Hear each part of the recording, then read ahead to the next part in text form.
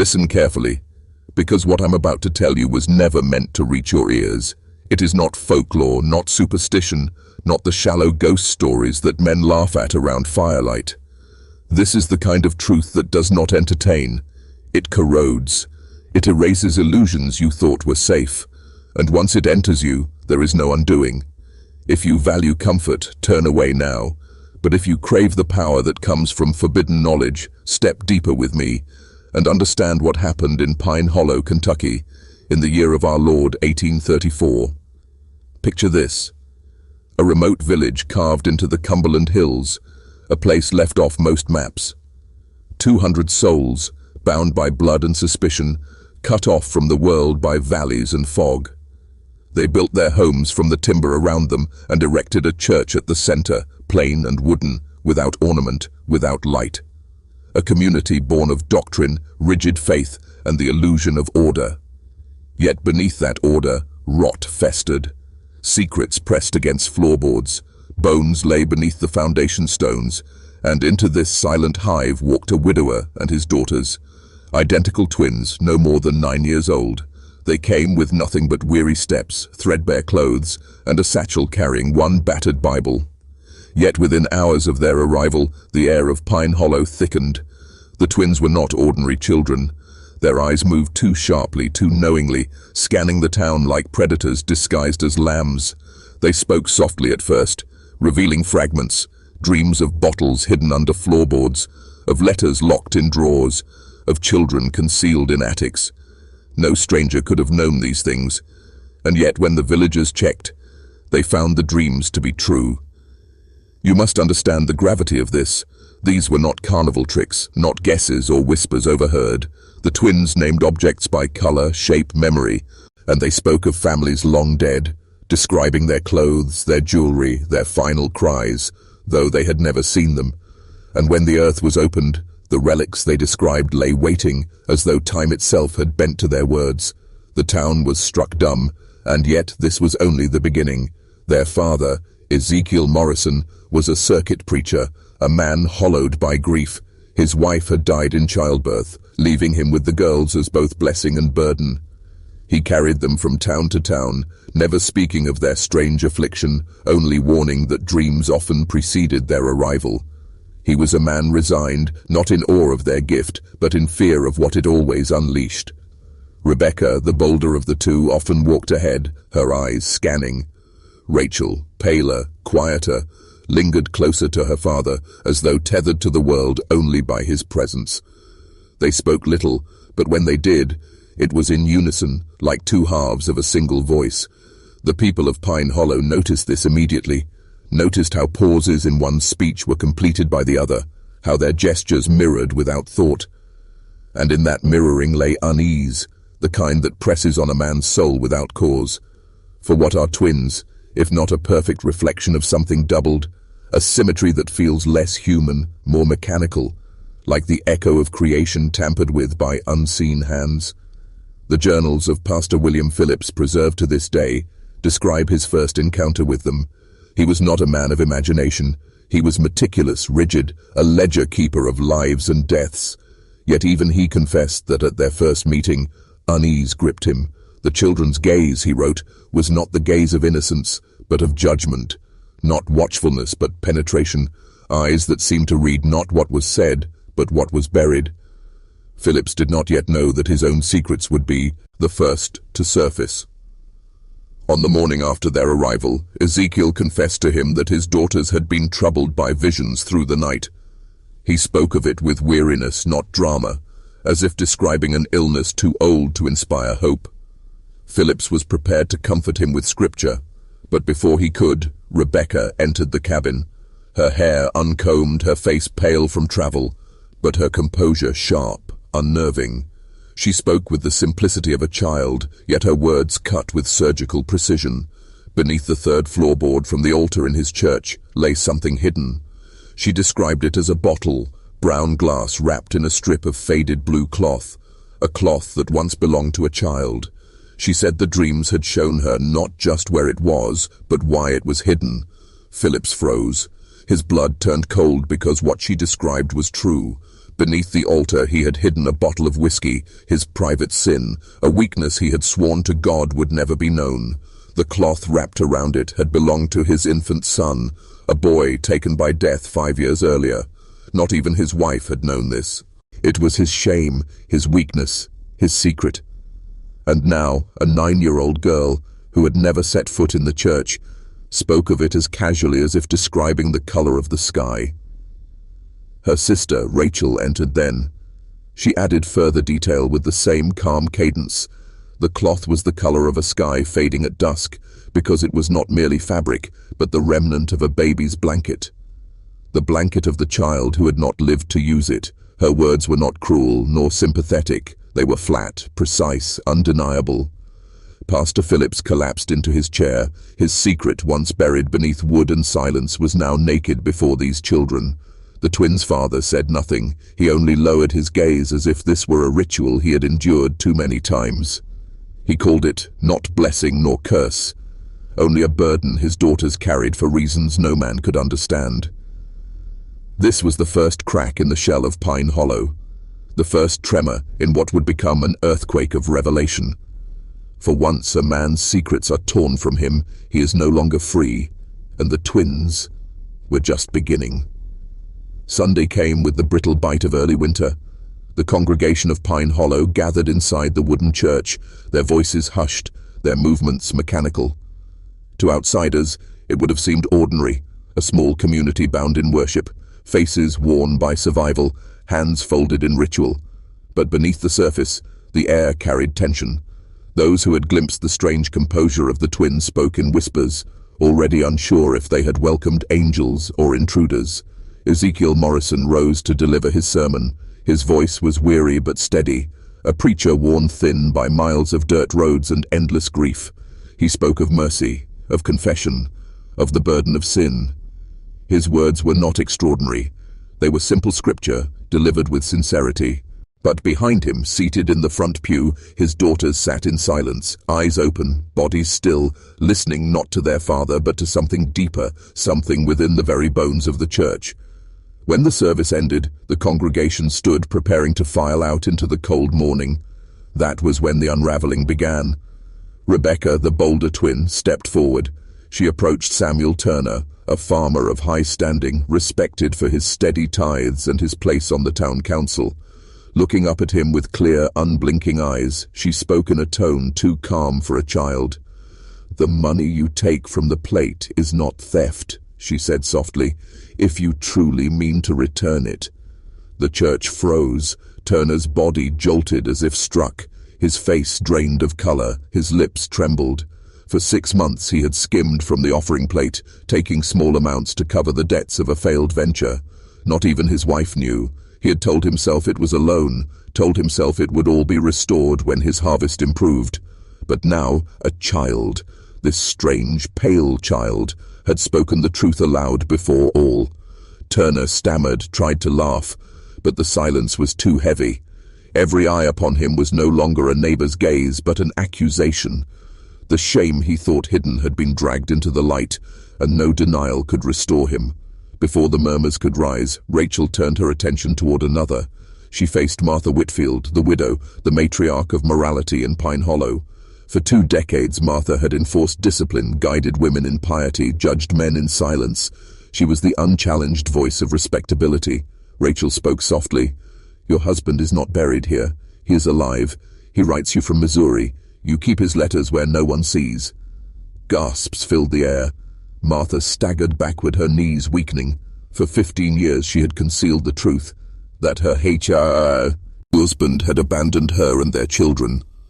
To preserve dignity, she had told the town he perished in a farming accident. She had rewritten her shame as tragedy, and no one had questioned her. But now, without warning, her secret was laid bare. The silence deepened into something suffocating. The twins moved slowly through the congregation like surgeons exposing rot. They approached the Miller family and spoke of their eldest son, kept locked in the attic, hidden from neighbors because his mind was broken, his speech simple, his presence an embarrassment. They turned to young Thomas Brett and described in cold detail his meetings with Elizabeth Carter, a married woman who had entertained him in her husband's absence. They spoke of hidden bottles, buried letters, trysts in barns, coins taken from neighbors, lies told in whispers. Each revelation landed with surgical precision. There was no accusation in their voices, only calm statements of fact, as if they were not condemning but merely reading from an invisible book that recorded every secret in Pine Hollow. Witnesses later described the silence as absolute. No cough, no rustle of fabric, only the twins' voices and the sound of reputations collapsing. Men who prided themselves on honesty shrank into corners. Women whose dignity depended on secrecy clutched at their shawls. The air thickened with terror, not only of being exposed, but of the uncanny force behind the children's words. Pastor Phillips, standing at the altar, felt his ordered congregation dissolve into fragments before his eyes. He wrote in his journal that the church no longer felt like a sanctuary, but a chamber of exposure. And in that chamber, innocence was the weapon.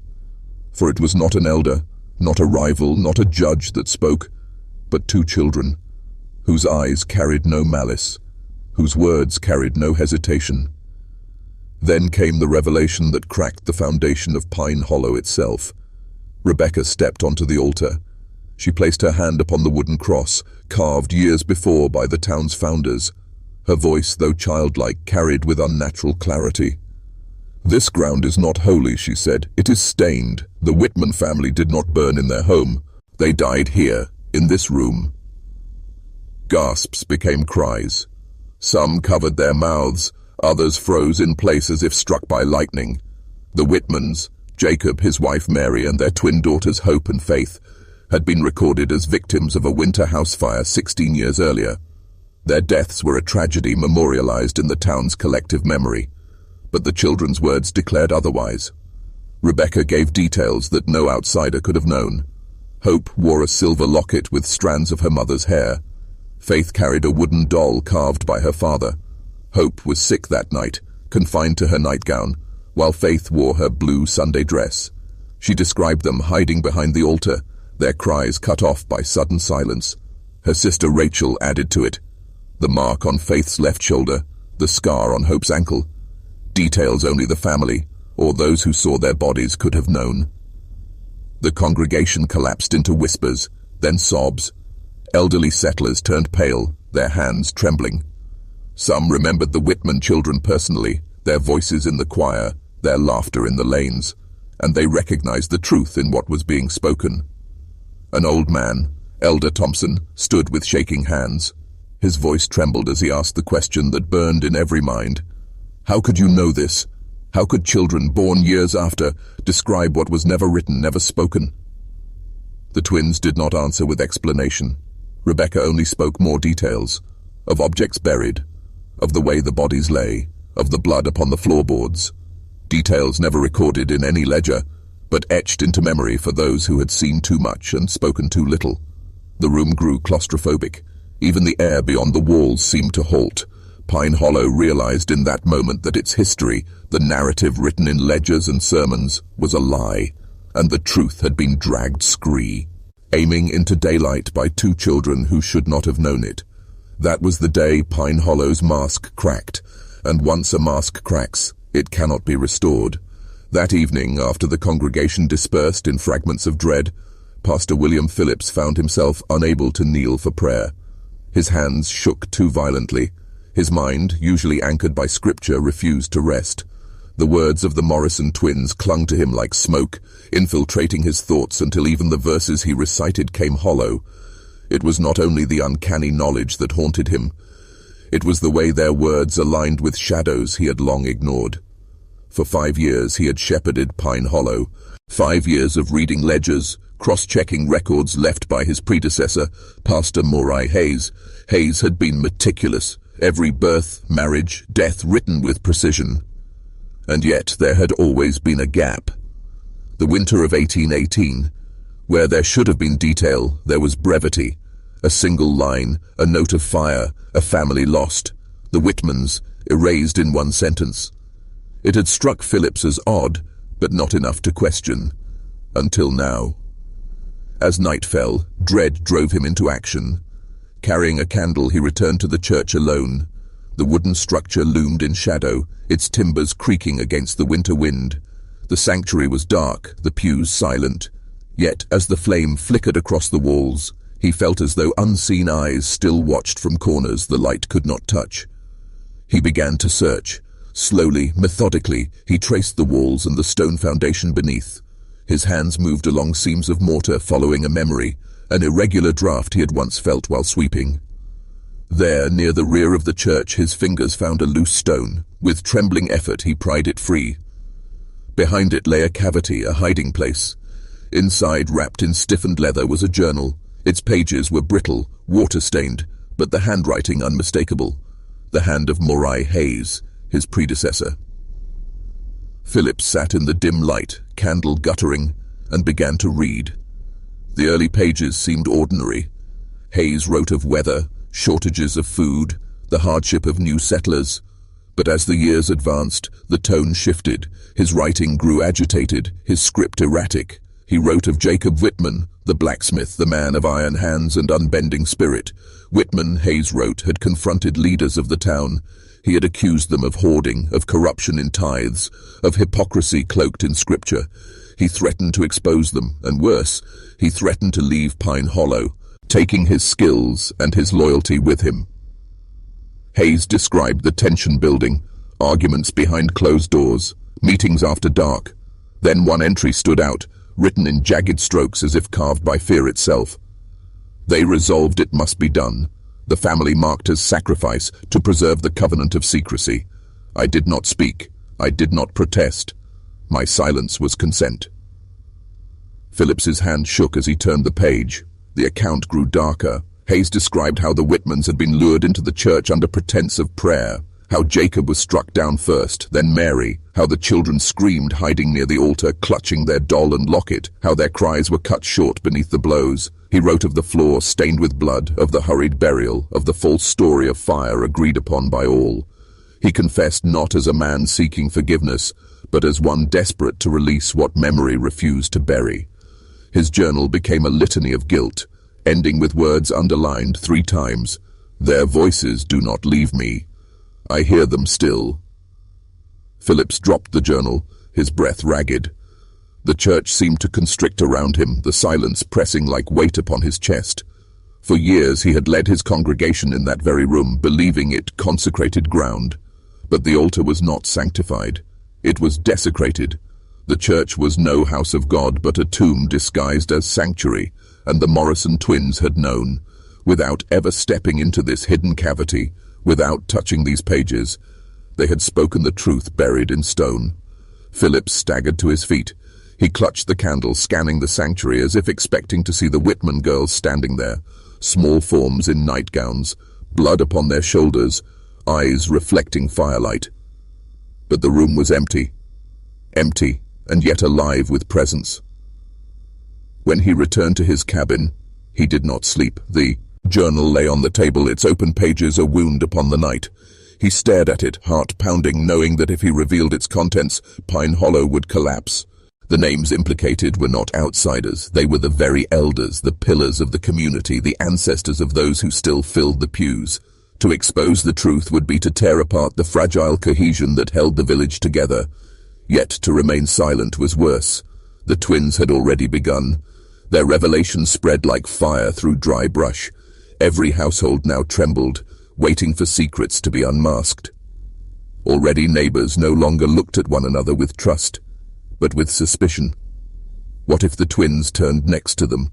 What if the shame they had buried rose to the surface? Phillips understood then. It was not the sin itself that destroyed men, but the fear of its exposure. And in that fear lay control. Whoever, or whatever, spoke through the Morrison twins held the entire town in its grip. But what was it? Divine punishment? A curse? Or something older, something darker, feeding not on bodies but on secrecy itself? Phillips felt himself pulled into the same dread Ezekiel Morrison carried. The father had not called his daughters blessed nor cursed. He called them burdened, burdened with knowledge no child should bear, knowledge no town could withstand. And yet Phillips knew, deep in his marrow, that this was only the beginning. The twins had not revealed everything. They had opened the first wound, but deeper veins of rot still lay hidden. He closed the journal, extinguished the candle, and sat in the dark. His faith, once unshaken, now trembled. He wondered if the voices Hayes had claimed to hear, the voices of the murdered children, would now begin to whisper in his own ears. And when he finally drifted into restless sleep, he dreamed. He dreamed of two pale girls standing before the altar, their hands clasped, their voices echoing as one. And what they whispered was not scripture. It was a question. How much longer will you hide? By the next Sunday, Pine Hollow was no longer a village of neighbors. It was a nest of suspicion. Men spoke in whispers outside their cabins, wives stared at their husbands with narrowed eyes, and children watched their parents with newfound fear. The Morrison twins had unstitched the fabric of secrecy, and once threads are pulled, the whole garment unravels. The townspeople had convinced themselves that perhaps it would stop, that the strange children had revealed all they knew, that the storm had passed. But storms never pass in Pine Hollow. They deepen. The congregation gathered again in the church. The pews creaked under the weight of unease. Ezekiel Morrison sat at the rear, as always, his head bowed, his hands clasped as if in prayer, but his face betraying only weariness.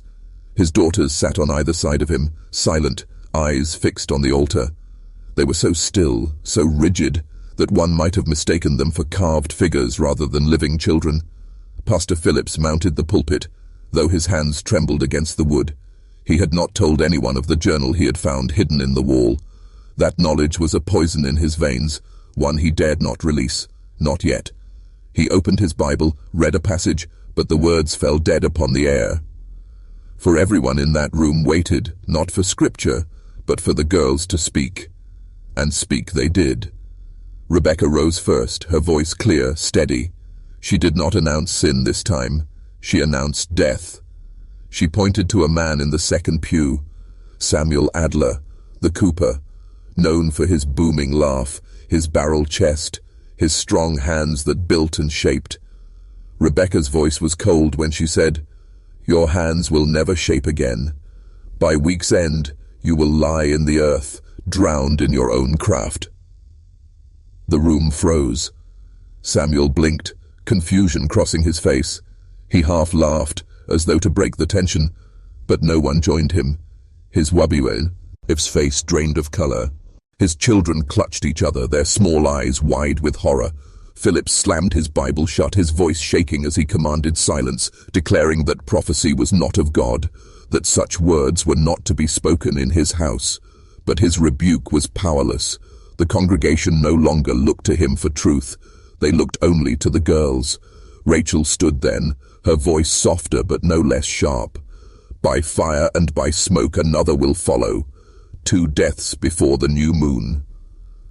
Whispers erupted through the pews, fear spilling over into panic.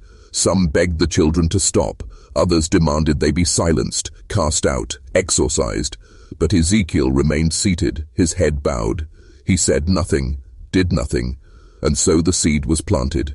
That very evening, as Samuel Adler worked late in his cooper's shed, a storm swelled over Pine Hollow. Rain lashed, winds howled, lightning split the sky. The villagers huddled in their cabins, but Samuel did not stop his work. He hammered and sealed, cursing the storm, determined to finish before morning. When his wife came searching, she found the shed collapsed. The storm had torn through, sending beams crashing, barrels rolling. And there, beneath the wreckage, lay Samuel Adler. His chest crushed, his hands twisted, drowned beneath the very casks he had built. The prophecy had spoken, and it had been fulfilled. Word spread like fire. The twins had not only unearthed what was hidden, they had foretold what was to come. And if Samuel's death had shaken the town, Rachel's promise of a second death shattered it. For now, every man and woman lived in dread, waiting for fire, for smoke, for the next name to be called. Phillips tried to steady them. He preached against fear, insisted that prophecy belonged only to God, that Satan himself could mimic truth to lead astray. But the congregation's eyes betrayed him. His authority was gone.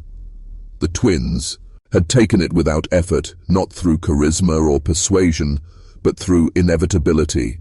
What could Scripture offer against a voice that told you the day of your death? 3 nights later, fire broke out in the Granger cabin. No one knew how it began. Some said a lamp tipped, others whispered of sparks thrown deliberately. But the flames consumed the home in minutes. By the time neighbors arrived, Thomas Granger was gone, burned before he could escape. His wife and children survived, but the man himself was reduced to ash. 2 deaths, one by crushing, one by fire. Just as Rachel had spoken. The town broke. Order dissolved. Families began accusing one another of witchcraft, of hidden bargains, of summoning demons into the children's flesh. Some demanded the girls be drowned in the river to cleanse the village. Others believed them to be angels sent to punish the wicked. Ezekiel said nothing. He gathered his daughters, kept them near, bore the weight of their curse with silence. But Phillips could no longer hold his tongue. He confronted the preacher one night when the twins lay asleep, their pale faces like marble in the dim candlelight. "What are they?" Phillips demanded. His voice cracked, not with anger but with desperation. "No child speaks like that. No child knows the things they know. You must tell me." Ezekiel's eyes were hollow, his words stripped of hope. "I do not know. Since they first drew breath, they have seen what others cannot. Their mother. She said the dreams began even in the womb. She would wake screaming, saying the children whispered to her from inside. After her death, I thought perhaps it would end. But it has not ended. It never ends." Phillips pressed him, asked if it was witchcraft, possession, some bargain made. Ezekiel only shook his head. "It is not blessing, it is not curse, it is burden, and one that no man can carry for them." The pastor looked at the girls then, their faces so serene, so childlike.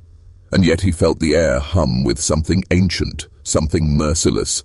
He realized with horror that they were not merely revealing sin, not merely predicting death. They were accelerating it. And the true question was not whether Pine Hollow could survive them. It was whether Pine Hollow had ever stood a chance once they arrived. By the week after the Granger fire, Pine Hollow had changed into something unrecognizable. Neighbors no longer greeted one another with nods or warmth. They eyed each other with suspicion, as though every face concealed a secret that at any moment the Morrison twins might unearth. Families bolted their doors at night. Rumors spread faster than the smoke that still lingered over the Granger ruin. 2 camps formed. One believed the twins were instruments of divine judgment, punishing a sinful town. These families clung to the girls, begging them for prophecy, pleading to know if their households would be spared. They brought offerings, bread, candles, silver buttons, as if bribery could buy mercy. The other camp whispered of witchcraft. They spoke in corners of exorcism, of purging, of fire cleansing not just cabins but flesh. These were the ones who sharpened their axes, who carried their rifles into the church, who muttered that God himself would never use children as his sword. Between them stood Pastor Phillips, torn in 2. His sermons were ignored, his pleas drowned out by superstition. The authority he once held had evaporated, leaving him only with the Journal of Morai Hayes, a festering record of blood beneath the altar. He had not dared reveal it, for he knew what truth would do to a town already cracking. But each day he held it, the weight grew heavier, until it felt less like a book and more like a stone around his neck. The breaking point came one evening when the town gathered in the square, lanterns flickering in the cold air. They demanded an answer. Were the children prophets or were they witches? Would they save Pine Hollow or would they damn it? Ezekiel Morrison stood before them, his daughters at his side. He said nothing. He only bowed his head as villagers hurled accusations, demands, threats. Finally a man shouted what many had been whispering. "Drown them in the river. If they live, they are of God. If they die, they were never his." The crowd roared, some in agreement, others in horror. Mothers clutched their children close. Men argued, fists raised. And through it all, Rebecca and Rachel sat silent, their faces pale and still as carved bone. Phillips forced his way forward, shouting above the chaos. "You will not harm them. Blood has already soaked this ground, and it cries out still. Do not make yourselves murderers again." But his words only fed suspicion. "What do you mean again?" someone demanded. Faces turned toward him, lantern light catching their hungry eyes. Phillips faltered, realizing he had spoken too much. He tried to retreat into silence, but it was too late. The twins rose together. Their voices overlapped, one echoing the other. "There will be blood again. Not by river, not by rope, but by your own hands against one another." A silence fell like a blade. Then slowly villagers began to back away, muttering. Some spat, some crossed themselves, some stared at the pastor with eyes full of accusation. Within minutes the square emptied, leaving only Ezekiel, his daughters, and the trembling Phillips. That night, Pine Hollow broke. Families no longer gathered for prayer. They locked themselves away, fearful the twins' gaze would fall upon them next. Those who believed the girls divine began guarding them fiercely, promising protection. Those who believed them cursed plotted in secret, whispering of night raids and tortures. The town was no longer a community. It was a battlefield waiting for its first strike. Phillips wandered the streets like a man lost, clutching the hidden journal beneath his coat. He considered fleeing, leaving the town to its ruin. Yet something held him fast. Perhaps duty, perhaps guilt, perhaps the whisper he thought he heard when the twins had spoken. Not their voices, but others, faint, childish, echoing through the night. The whisper of the Whitman girls. By the third night the first blow fell. The barns of Jacobson, a known supporter of the twins, were found burning. His livestock fled into the woods, his winter stores destroyed. He swore it was no accident, that enemies of the children had done it. Within hours, shots were fired at his neighbor's cabin, and blood spilled in the snow. By dawn, Pine Hollow was at war with itself. Phillips prayed in vain, his words scraping the air like brittle leaves. He read Hayes's journal again, searching for answers, but found only madness. The former pastor had foreseen the same unraveling, had written that secrecy, once pierced, could never be mended. "Truth," Hayes wrote, "is not a light that guides. It is a flame that consumes." The pastor realized with horror that Pine Hollow was not merely cursed by its past, it was devoured by it. The Whitman murders had poisoned the ground, and the Morrison twins were not the disease but the symptom. They were the voice of the wound, speaking aloud what rot could no longer keep silent. And now the rot was spreading, not in whispers, but in fire and blood. That evening, as Phillips watched smoke rise over the trees, he heard singing, a soft, eerie melody carried through the night air. He followed it to the church. Inside, Rebecca and Rachel sat before the altar, singing in unison, their eyes closed. The hymn was not one Phillips recognized. The words were foreign, lilting, old, and yet he understood them, not with his mind, but with the marrow of his bones. They were singing of endings, of fire, of silence swallowing all sound. When they opened their eyes, they looked directly at him. Rachel spoke, her voice calm. "It has begun." Rebecca added, "and it will not end until all is revealed." Phillips fell to his knees, clutching his head, praying to God to silence them, to deliver the town.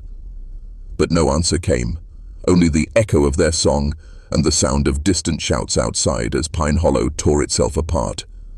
The first bloodshed had been dismissed as vengeance. The Jacobsons blamed their neighbors, the neighbors blamed them, and Pine Hollow whispered excuses. But by the week's end, blood was no longer confined to barns and fences. It spilled into the open. Two factions had hardened into near armies. The believers, the ones who thought the Morrison twins were prophets sent to scour the land of sin, gathered around Ezekiel's cabin. They brought bread, quilts, rifles, and hymns. They sang through the night, their voices trembling as much from fear as from faith. The deniers, who swore the children were witches in the flesh, marched with torches. They spoke of fire, of drowning, of salt to scour corruption from the soil. Their leader was Matthias Grieve, a gaunt farmer with sharp eyes who claimed the devil himself had walked in the girls' shadows. And in between stood Pastor Phillips, hollow-eyed, the Hayes journal clutched like a fevered secret against his chest. He was no longer a shepherd to his flock. He was a man with a burden he could neither keep nor cast away. The breaking point came when a child, Lydia Parker, was found dead in the snow at dawn. No wound marked her, no sickness had been seen. Her face was pale, her lips blue, her eyes wide open as though she had stared into something too great for her small heart to bear. Rebecca spoke first, her voice carrying through the square where the body lay. She saw what was hidden. Now she sees nothing. The believers wept. The deniers shouted murder. Mothers dragged their children indoors. And Phillips felt something within him crack, as if the journal in his arms had splintered into his soul. That night, Grieve led his men to the church. They tore open the doors, set fire to pews, smashed the altar. "No house of God shelters witches, hero," he cried. Flames licked the rafters, smoke coiled into the sky. The bell tower groaned, then crashed in a rain of embers. Pine Hollow's sanctuary was gone. The believers struck back. Shots rang in the night, echoing like thunder in the valley. Men fell in the snow. Women screamed from doorways. By dawn, 2 cabins smoldered to ash, and 4 bodies lay stiff in the frost. Phillips staggered through the chaos, the journal heavy against his ribs. He told himself there must be a way to stop it, that Hayes's words held a key. Again and again he opened its pages, only to find more fevered scripture, more confessions scrawled in a dying hand. They watch still. The girls whisper in dreams. The dead are not buried. They breathe through the soil. Phillips wanted to throw the cursed book into the fire, but every time he raised his hand, he remembered the faces of the Whitman girls, the hollow eyes of the Morrison twins, the blood-soaked snow. He remembered Lydia Parker's small body frozen in silence. And he knew the journal was not fuel. It was the only map. 3 nights after the burning of the church, the factions collided fully. Torches lit the dark light. A procession of devils. Shouts broke across the square. The believers formed a ring around Ezekiel's cabin, rifles braced. The deniers stormed forward with pitchforks, axes, rope. Rebecca and Rachel stood in the doorway. They did not weep, they did not beg. Their hands were clasped together, their pale hair falling in twin curtains. Their eyes shone with something that was neither fear nor defiance, only inevitability. Rachel spoke first, her voice carrying over the howling crowd. "You will not kill us. You will kill yourselves." The words struck like lightning. For a moment, silence hung heavy. Then chaos erupted. A rifle cracked. A torch flew. The factions surged at each other, steel and fire flashing in the night. Phillips screamed, but his voice was drowned by the roar. He clutched the journal to his chest, his heart pounding. This was the moment. He could reveal the truth. What Hayes had written, what lay buried beneath the altar stones. He could tell them that the ground itself was poisoned, that the twins were not the source, but the vessel. But to speak it would mean the last shreds of order would disintegrate. To conceal it would mean more blood, more fire. He stumbled toward the cabin, flames reflecting in his tear-filled eyes. Ezekiel stood in the doorway now, arms spread, trying to shield his daughters from the onslaught. Bullets struck wood around him. His voice was a ragged cry. "They are mine. You will not touch them." A shot rang. Ezekiel fell. The twins did not move. They stood over their father's body, silent as the storm of violence swirled around them. Only their eyes shifted, locking on Phillips as though he alone remained in the world. Rebecca's lips parted, her voice cutting clear. "It is time." Rachel added, "Tell them, or watch them burn." The journal felt like a living thing in Phillips's hands, its pages fluttering though there was no wind. The voices of the past seemed to pour through it, whispering, screaming, begging, and the pastor realized with horror that the choice was not whether to reveal the truth. The choice was whether to survive it. The square was fire and madness. Torches flared, steel clashed, screams tore the night. The factions of Pine Hollow had finally met in open war, and the snow that once blanketed the village in silence now drank deeply of blood. Phillips staggered into the fray, the Hayes journal clutched to his chest. The heat of burning cabin seared his skin, but the weight of the book burned hotter. His voice broke as he shouted, though few could hear him above the carnage. "Stop! Hear me! The truth is here!" No one listened.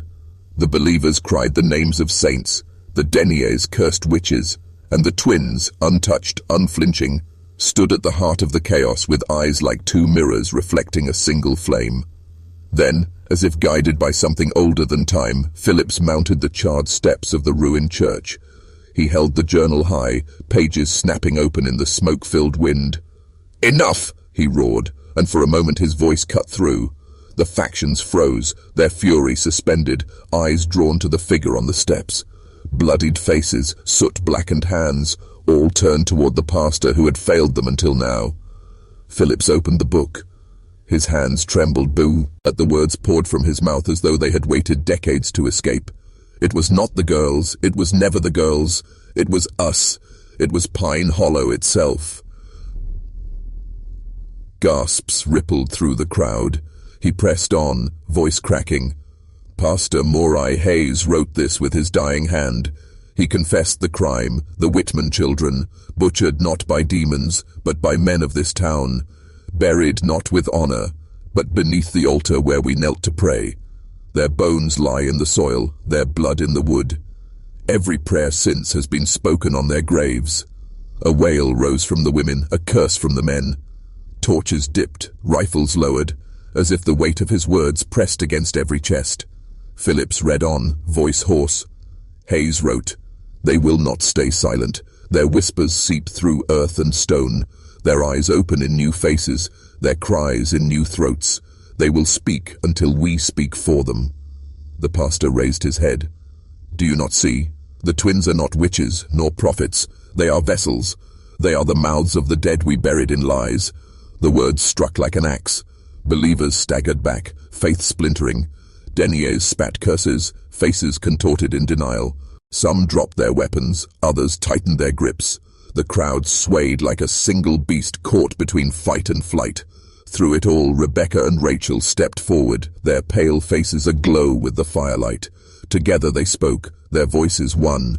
"We are not ourselves. We are all of you. We are the children you buried. We are the silence you fed." Phillips dropped to his knees, tears streaking his smoke-stained face. The journal slipped from his grasp and fell open on the church steps. Its pages fluttered, though no wind stirred, as if unseen hands were riffling through them. The twins raised their arms, their eyes glimmering with a strange light, and the crowd began to hear it. The whispers, faint at first, like wind in the trees, then stronger, children's voices, giggling, crying, singing in fractured hymns. The voices came from the ground, from the walls, from the very breath in their lungs. The sound wrapped around every ear, seeped into every skull. Mothers clutched their ears, fathers staggered. The factions dropped their weapons, staring wide-eyed at the twins. Some fell to their knees, others fled into the darkness, screaming. Phillips shouted over the cacophony, desperate. "You see? You hear them. There can be no more silence, no more denial. Confess, or this will never end." But no confession came, only terror. Men ran, women wept, and the square emptied in chaos until only a handful remained. Phillips, the twins, and Ezekiel's body cooling at their feet. The Morrison girls lowered their arms. The whispers faded, leaving a ringing silence. Rebecca turned to Phillips, her eyes ancient. "They know now," she said. Rachel added softly, "But knowing is not the same as speaking." The pastor trembled. "Then what must I do?" The twins spoke together, their voices one final chord. "You must finish what Hayes could not. You must bring the bones to Lee." "Oh!" The words froze Phillips where he stood. He thought of the altar stones, blackened now by fire. He thought of what lay beneath them, and he knew there would be no rest until the village dug up its sins and faced them in the open air. The fire hissed in the ruins. Snowflakes drifted down, catching in the girl's pale hair like ash. The journal at Phillips's feet lay still, its final page open to a line Hayes had scrawled in shaking hand. "Truth will not save us. It will end us." Morning came grey and hollow. The fires had burned low, leaving the square a wasteland of charred beams and ash. Smoke curled lazily in the cold air. The bell tower was a jagged skeleton against the pale sky. Pine Hollow looked less like a village and more like a battlefield abandoned in haste. But the people remained. They gathered in silence, drawn by something heavier than fear. Every face was pale, every voice hushed. Mothers clutched children close. Men leaned on their rifles as if they were crutches rather than weapons. At the center stood Pastor Phillips, gaunt and sleepless, the Hayes journal pressed against his chest. Before him, Rebecca and Rachel waited, their small hands entwined. They were no longer children in the eyes of the town. They were something else, something everyone feared to name. Phillips spoke. His voice cracked, but it carried in the silence. You have heard them. You know the truth. There can be no more hiding. We will dig. We will lift the stones of the altar and bring into the light what we buried in darkness. A murmur ran through the crowd. Some nodded, hollow-eyed. Others muttered curses, clinging still to the word witch. But none left. It was as if an invisible hand held them there, binding them to the reckoning. And so they began. With shovels, axes, bare hands, they tore into the ruins of the church. Splintered pews were dragged aside. Ash was shoveled into heaps.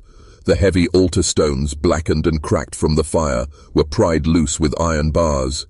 Every strike of metal on stone rang out like a funeral bell. Hours passed. The sky remained grey. No one spoke above a whisper. Children watched with wide eyes. Dogs whined at the edges of the square. Then the first stone gave way. Beneath it, the earth was black and damp.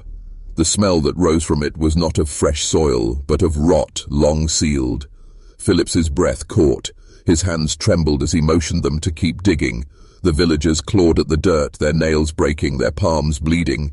Then the earth yielded what it had hidden. Small bones. At first, only a few. Tiny ribs, a skull no larger than a fist. Then more and more. A cascade of fragile remains packed together like kindling, lifted one by one from the soil. The villagers gasped, some stumbling back in horror. Mothers wept openly. Men fell to their knees. There were 3. The Whitman children. The truth lay bare at last. Their skeletons were curled as if still clutching one another in death. Scraps of cloth clung to them, dresses rotted to threads, a boy's small shoe.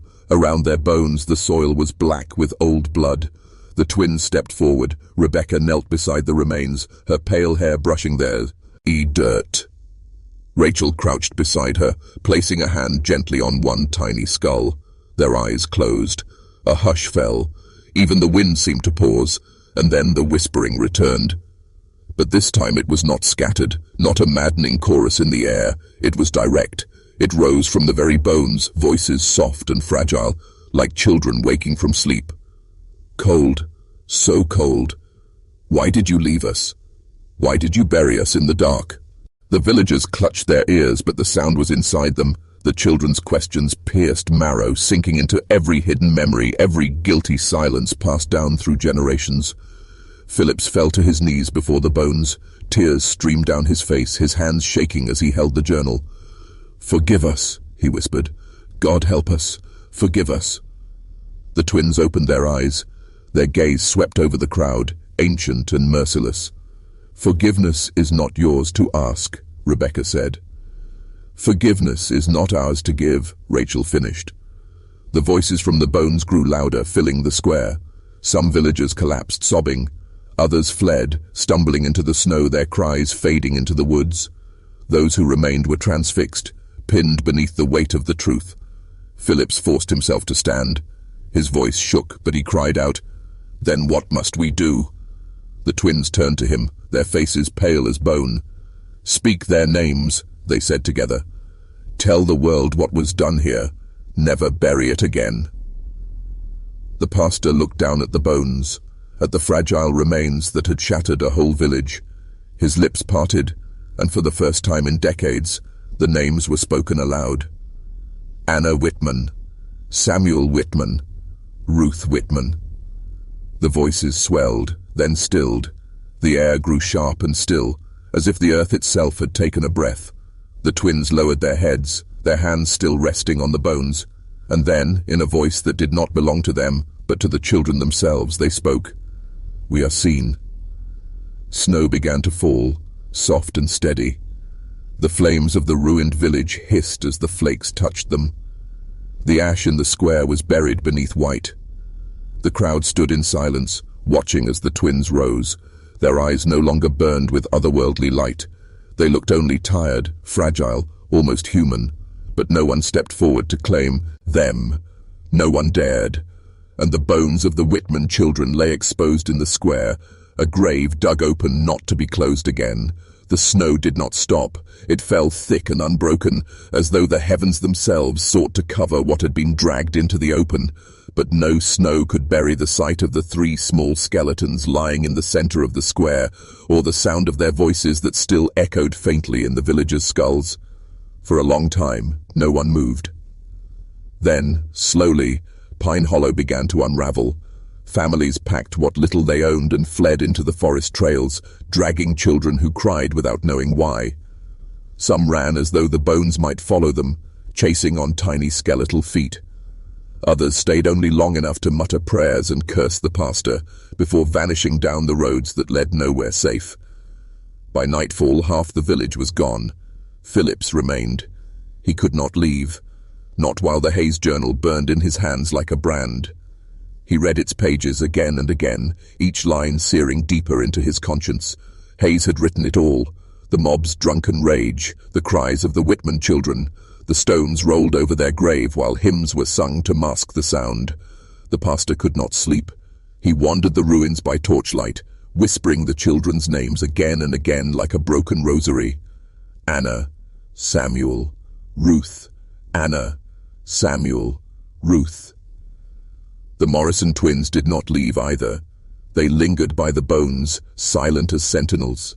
They no longer spoke in strange tongues, nor did their eyes gleam with that unearthly light. Yet their presence unsettled those who dared to remain. The people would not look at them directly. Whispers spread that they were keepers now, bound to the children they had carried in their voices. On the second day, more families left. On the third, only a handful of houses still smoked with life. By the week's end, Pine Hollow was a husk, but still the bones remained in the square, untouched, uncovered. No one dared move them. No one dared consecrate them with prayer. The snow buried them in a pale shroud, yet everyone who walked by swore they could hear faint giggles beneath the drift, or the sound of tiny hands knocking against stone. Phillips gathered the last few who would listen. His voice shook as he held the journal aloft. "This must not be forgotten," he told them. "This book must leave this place. If the truth dies here, the curse will never lift. The world must know." The others stared, their faces hollowed by fear. No one volunteered. At last, an old widow named Mercy Craddock reached with trembling hands. "I will take it," she whispered. "My sister's kin lives beyond the mountains. They will keep it safe." Phillips hesitated, then pressed the journal into her grasp. Her hands shook as though she held fire. That night she left Pine Hollow, and neither she nor the book were ever seen again. With the journal gone, something shifted. The silence of the town grew heavier, darker.